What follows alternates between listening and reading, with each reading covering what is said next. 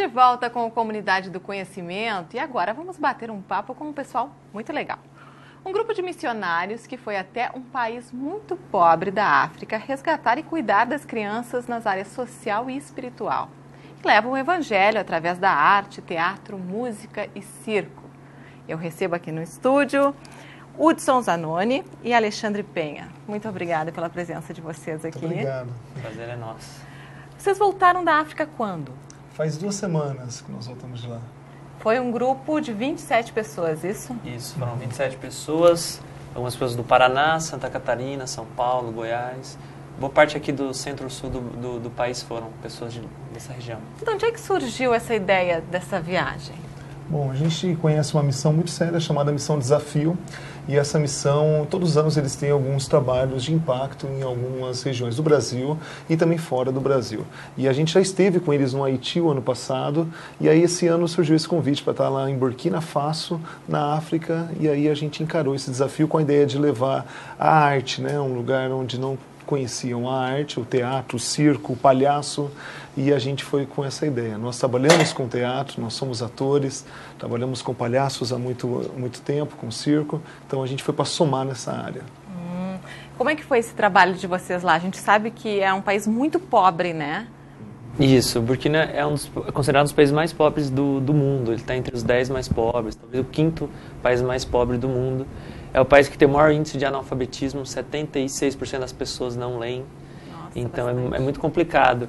E a nossa missão era justamente isso, está agregando a parte educacional, espiritual e a nossa parte artística. Então a gente veio para juntar nesse sentido. A gente tem fotos aí. Isso, são alguns momentos que a gente estava, né, fazendo o nosso trabalho com crianças. A gente teve a oportunidade de viajar, né, por boa parte ali de Burkina, no norte, no leste. Então, a gente esteve na divisa de diversos países, na divisa do Níger, na divisa do Mali. A gente trabalhou com os refugiados de guerra do Mali. Deve ser complicado, né? Foram muitos encontros, muitas pessoas e muitos encontros. Foi um tempo muito especial. Essa daí, por exemplo, essa foto que você está vendo, é numa região lá do deserto, o deserto do Sahel. Não é o Saara, é a entrada do Saara, chama Sahel. E essa é uma casa típica deles. Então a gente consegue ver uma casa feita de palha ali. Palha. No fundo você vê até alguns tijolos, mas é um tijolo de barro, né? Feita por eles mesmos. Então é um nível que eu considero assim abaixo do nível da miséria, sabe? Um nível bem baixo. Eles têm algumas ainda as tradições tribais, né? Então eles ainda mantêm isso, algumas tradições, algumas construções tribais, né? Então isso também, né, é um abrigo. Eles passam normalmente o dia, né, num desses abrigos. E muito quente, né? No meio do deserto, então muito quente. Nós somos no inverno deles e a gente pegou próximo de 47 graus. Esse aí é o banheiro, né? O banheiro africano, que é aquele banheiro que é como se fosse o nosso fosso, né? Com apenas uma abertura e buraco. Falava ligação direta, né? Nenhuma, sem qualquer... esgoto. Sem papel. Sem papel. Essa foto eu coloquei porque esse bebezinho que está no colo dessa mulher tinha 3 dias de vida, né? Tinha 3 dias e ele não tinha conseguido pegar ainda o peito da mãe. Então ele estava sem se alimentar há 3 dias. Então nós levamos uma médica estava com a gente lá, né?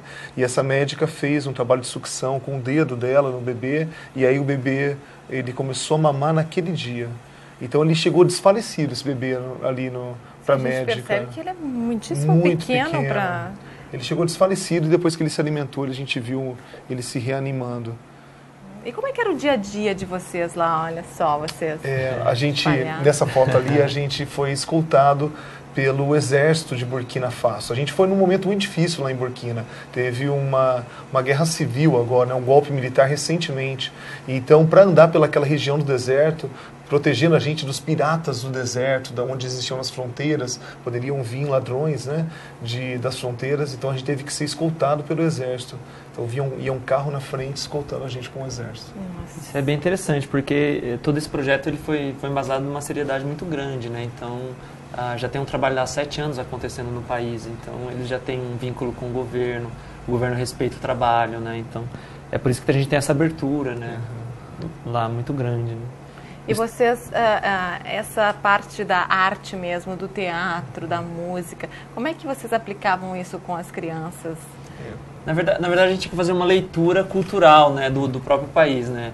A gente percebeu, principalmente nas zonas mais tribais, que eles não conheciam essa linguagem do palhaço, do circo, não havia essa cultura. Então, talvez a gente foi os pioneiros nesse sentido, de introduzir, eles entender que aquilo é uma máscara cômica. Mas como o palhaço se aproxima, e principalmente a gente levou o palhaço, né, como linguagem artística, como ele se aproxima muito da criança, da infância, então sempre teve jogo. E acho que a única nossa dificuldade, que a gente brincava muito, era a tradução, porque o país basicamente fala o francês, só que é só as pessoas que tiveram a oportunidade para a escola, que é algo raro.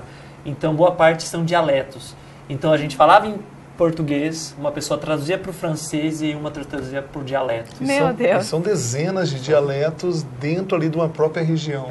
Então, a dificuldade nossa foi a língua, mas a gente acreditando que essa língua do palhaço como uma linguagem universal, sabe? Então... E o resultado foi fantástico, né? As experiências. A gente teve uma experiência muito interessante numa cidade chamada Gairi, que numa das apresentações que a gente brinca com o sabre, com o facão, né, de malabares, a gente descobriu depois que aquela região eles fabricavam facões.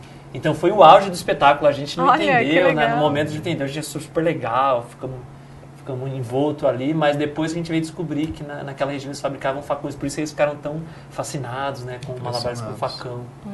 E a gente tem um vídeo bem legal de vocês lá, né? Vamos ver? Sim. Vamos ver o vídeo? Roda aí o vídeo, então.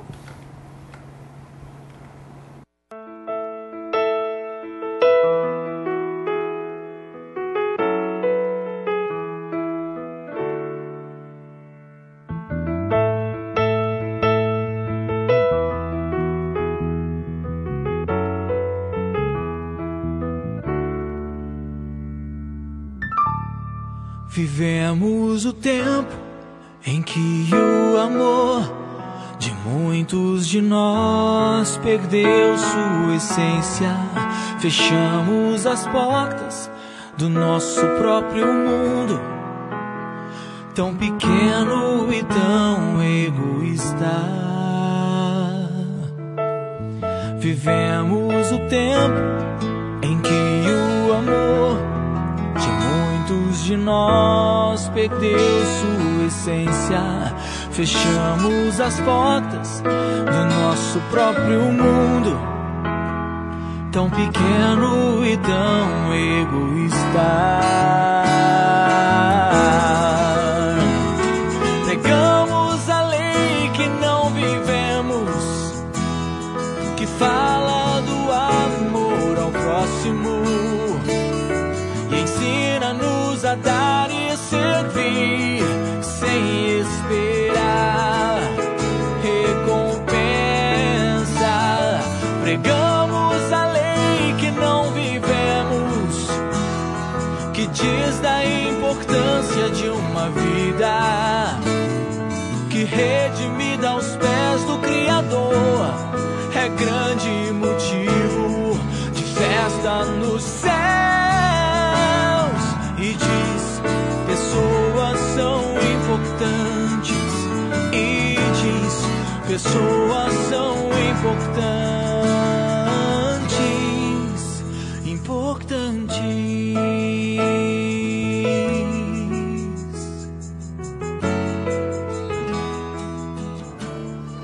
Olá, eu me chamo Edson Teixeira. Nós estamos aqui no deserto do Sahel, no oeste africano, em um acampamento dos Tuaregs. Seria uma grande alegria para mim ter você na nossa caravana. Vem com a gente. Fazer o bem faz muito bem. Deus abençoe. Vivemos o tempo em que o amor de muitos de nós perdeu sua essência. Fechamos as portas do nosso próprio mundo, tão pequeno e tão egoísta. Tão pequeno e tão egoísta. Pregamos a lei que não vivemos, que fala do amor ao próximo, e ensina-nos a dar e servir sem esperar recompensa. Pregamos a lei que não vivemos, que diz da importância essência de uma vida que redimida aos pés do Criador é grande motivo de festa nos céus. E diz: pessoas são importantes. E diz: pessoas são importantes.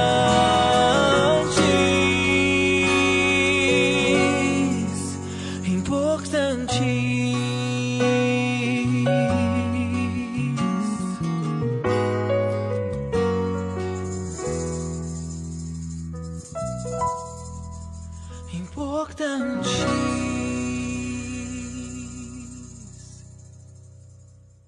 Esta é a caravana que veio para abençoar essa terra, Burkina Faso. Agora você pode ser simpático, viu? Pode ser simpático agora.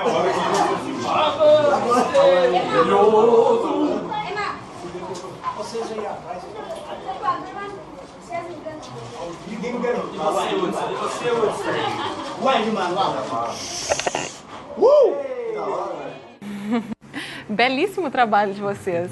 Mas nesse vídeo dá pra gente ver bem a falta de estrutura mesmo, né? Das famílias ali, né? Bom, nós chegamos na capital de Burkina Faso, chama Ouagadougou, que daí tem aeroporto, aí tem energia elétrica, né? E tem alguns restaurantes. Mas quando a gente sai da capital e que você começa a ir em direção ao deserto, em alguma dessas aldeias que a gente foi, aí você vê uma estrutura onde não há estrutura, né? Não existe energia elétrica, não existe saneamento básico e em muitos lugares não existia água. E aí, através desse projeto, foi instalado alguns poços, né? Foi furado o poço artesiano. Vamos falar um pouquinho sobre a receptividade desse trabalho. Como que as crianças, as famílias receberam vocês lá? Eu acho que o africano ele tem muito com o brasileiro, então receberam super bem. São super afetivos, super carinhosos, mesmo tendo a dificuldade do idioma, mas a gente se aproximava e ficava horas e horas ali juntando, brincando. Eu acho que esse é o principal ponto assim que me foi relevante, essa aceitabilidade do brasileiro. Acho que o brasileiro ele não tem essa carga que o francês, o americano tem do colonizador. Ele é aceito mais como o amigo. Então a gente é super aceito, assim, é muito bom mesmo. Assim. A gente percebe até pelas fotos aí, as brincadeiras das crianças. Aí tem uma foto da bola de futebol, né? Que é uma porta aberta, né? Todos amam futebol e quando sabem que somos brasileiros, eles começam a falar o nome dos jogadores. Então isso é ótimo. Não tem TV, não tem energia, mas conhecem o Ronaldo, conhecem o Neymar e outros jogadores. Isso é muito bacana. E aí tem uma história bem interessante dessa bola, porque a gente levou ela num carro e numa noite ela sumiu. A gente acha que derrubou ela no meio do deserto e ela simplesmente sumiu. E um dia depois a gente estava indo embora e de repente a bola aparece com um monte de crianças trazendo a bola pra gente. Literalmente uma cena de filme, assim. Nossa, que legal, que legal. Esses são alguns vilarejos tribais também, a gente está apresentando os vilarejos, né? Esse é o momento que o Alexandre citou agora há pouco, do facão, né? Essa é uma escola, esse para mim foi um dos momentos que eu mais me emocionei, sabendo que né, essa equipe, né, essa equipe missionária que foi para lá, construiu essa escola no ano passado, e essa escola hoje já estava cheia, eles precisavam ir para uma segunda sala, né? Então a gente teve ali a oportunidade de levantar, né, de recursos para uma construção de uma segunda sala.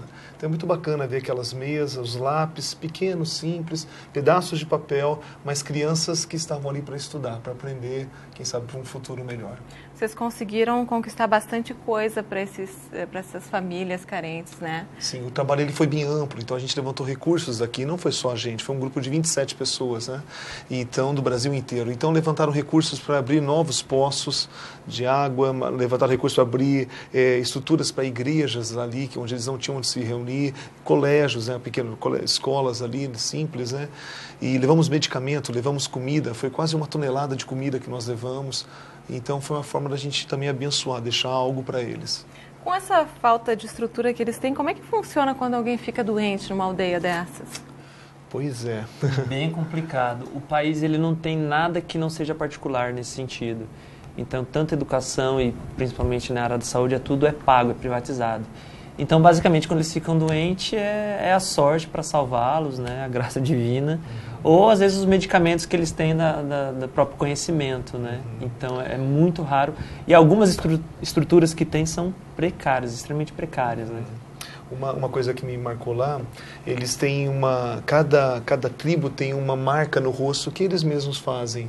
Logo quando nasce, até os 7 dias de idade, até os 7 dias de vida, eles pegam uma navalha bem fina e marcam o rosto com a etnia. Então, ó, tem 3 riscos aqui, é dessa etnia. Tem um risco na testa, é outra etnia. Então, eles fazem, aí você consegue... Aí essa é uma tatuagem, né? Que a gente viu lá, mas tem algumas crianças... mas na bochecha ela tem das marcas tribais, tem bem pequenininho ali. Então, realmente, o acesso aos médicos é complicado. Alguns desses cortes, eles inflamam, eles contaram pra gente, né? E as crianças agora, elas são marcadas com navalhas, mas só que há 15, 20 anos atrás, quando você pega um adulto, a cicatriz é bem maior, porque é feito com faca.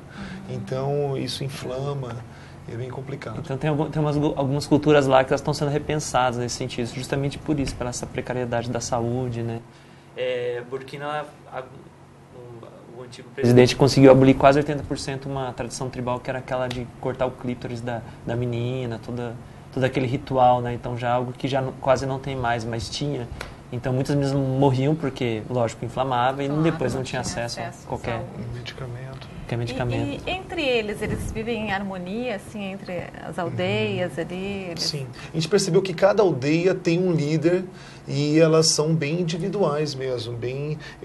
Cada aldeia é uma cidade. É pequena, tem 200, 400 pessoas, tem lá 20, 40 famílias, só que cada aldeia tem o seu sistema. Então tem o seu líder espiritual, tem o líder da aldeia, tem lá um pajé, um feiticeiro, ou quem sabe um líder que faz o casamento, que separa as terras. Então eles vivem bem, né, nessas aldeias separadamente, mas cada um tem a sua lei. Mas a gente observou que esse princípio de autoridade lá é muito forte, assim, o ancião mais velho era super respeitado. Algumas tribos, o primeiro contato que a gente fazia com a tribo tinha que ser com o líder, né, por respeito. E nesse sentido, sim, eles são assim, invejáveis, assim, essa respeitabilidade, né, pela tradição. E como é que foi para vocês se adaptar a uma cultura tão diferente? Pois é.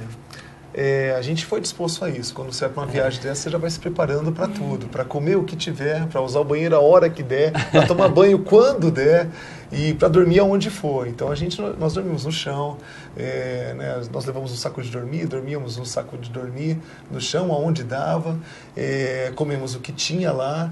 Eventualmente a gente levou uma barrinha de cereal para matar a nossa fome ali, mas a gente quis realmente experimentar a cultura, sabe? E estávamos dispostos a tudo. Experimentaram mesmo, né? Vamos ver o vídeo da comida? Vamos.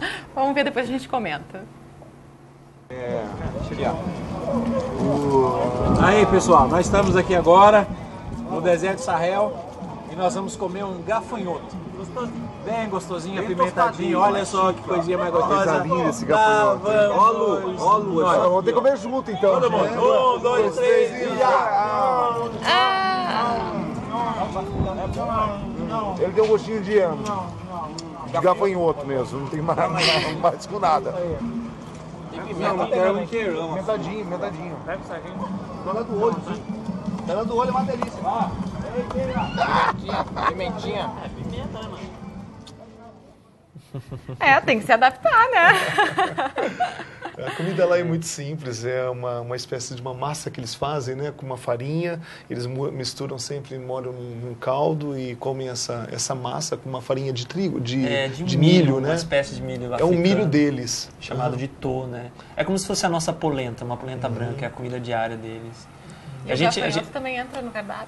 O gafanhoto ele é como se fosse o nosso amendoim, talvez. É uma coisa que eles comem. Ele é um aperitivo ali. E ele é algo até requintado, assim. Né? Tem muita proteína, é saudável. Tem um gosto de camarão seco, assim. Mas... tem um gosto seco, crocante, né? Vocês vão adaptar isso aqui agora? Vão Não sei. Não. Acho que não vai ter muita aceitação. Mas a gente experimentou bastante coisa lá do país. A gente tomou suco de baobá, que é uma árvore típica lá, uma árvore típica África africana. E eu preciso contar uma cena. Nós fomos num lugar e a gente levava o nosso arroz, vinha com a gente o arroz ou o macarrão. E aí teve um dia que, nesse dia mais simples, o prato ali era só o arroz com caldo. E aí de repente fala assim, espera aí que vai ser um franguinho para vocês. E aí saiu lá um franguinho, uma panelona de frango ali, um caldo grande, umas pernas para cá, umas coisinhas para lá, e cada um pegou. E daqui a pouco nós percebemos que aquelas coxas tá meio cabeluda. Ai, e tudo mais. E todo mundo comeu, achou uma delícia, mas depois nos falaram, dizem as línguas que aquilo ali era urubu. Meu Deus! A gente não sabe ainda. A gente não sabe a procedência. Mas não fez mal, assim. Não fez mal. Menos mal. O que faz mal lá é a água, né? Por causa das bactérias. Então, se a água não é filtrada, então ela realmente faz mal e derruba qualquer um. Então, um ou outro ali teve que correr pro banheiro em alguns momentos. E vocês? Qual é a profissão de vocês? O que vocês fazem no dia a dia? A gente sabe que, claro, esse trabalho como missionário é um trabalho que vocês realizam nas viagens, esporadicamente, né? Como é que vocês conciliam tudo isso? Eu acho que o nosso grupo, cada um tem uma profissão, tem uma formação, né? Dos 4 que foram, né, no caso eu sou professor, sou ator, né? Eu trabalho especificamente com arte, esse é o meu trabalho. Tivemos a menina que ela trabalha com gestão de recursos humanos, ela trabalha numa empresa normalmente, né? Um que é publicitário, é missionário também, mas trabalha muito com publicidade, propaganda. E o Hudson também que tá no trabalho de arte, de missionário, de outras coisas, né? Mas no grupo temos psicólogos, temos dentistas, professores, temos de tudo, assim, um pouco. Tudo misturado. Querem deixar um contato de vocês, pessoal? Claro. Quiser entrar em contato, conhecer um pouco mais desse trabalho, de repente até poder ajudar, né? Isso.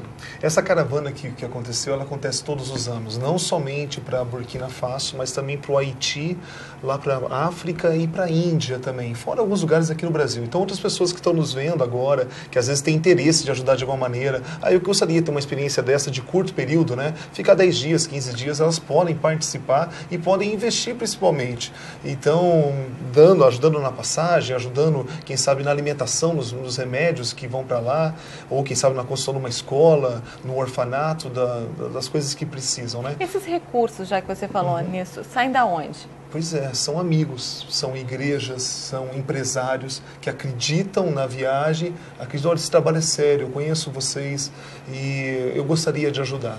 Então, são pessoas que ajudam assim. Até o último momento, a gente não tinha tudo pago. Mas, faltando 2, 3 dias para a viagem, a gente diz que, né, que Deus supriu todas as necessidades nossas ali. A gente foi com tudo pago e pôde ajudar aqueles que estavam lá. Muitas pessoas, eu digo, que encara isso como um voluntariado, ou como uma ação humanitária, ou como uma boa ação. A gente encara isso como uma missão mesmo, sabe? Um chamado de Deus, sabendo que a gente tem muito mais do que a gente merece, muito mais do que a gente precisa, e a gente pode dar muito mais do que aquilo que a gente pensa.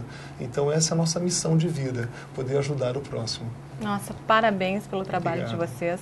Tem o Facebook também de vocês aí, né? A gente tem aí. Bacana. Aí, se o pessoal quiser entrar em contato. É só procurar Expressão de Amor. Joga no Google lá, tem Face, tem o site. Essa é a nossa companhia de teatro. E nosso desejo é continuar, né? A gente tem convites para outros lugares. Até porque é um trabalho que ele não é muito normal e cotidiano nesses lugares, né? Então a gente tem muito convite, já temos ideias para o ano que vem, para 2015. Então o pessoal também puder entrar em contato, né? Essa ajuda é sempre bem-vinda. Não podem parar, com certeza. É um trabalho belíssimo. Parabéns e muito obrigada pela entrevista aqui no nosso programa, Hudson e Alexandre. Obrigado. Obrigada.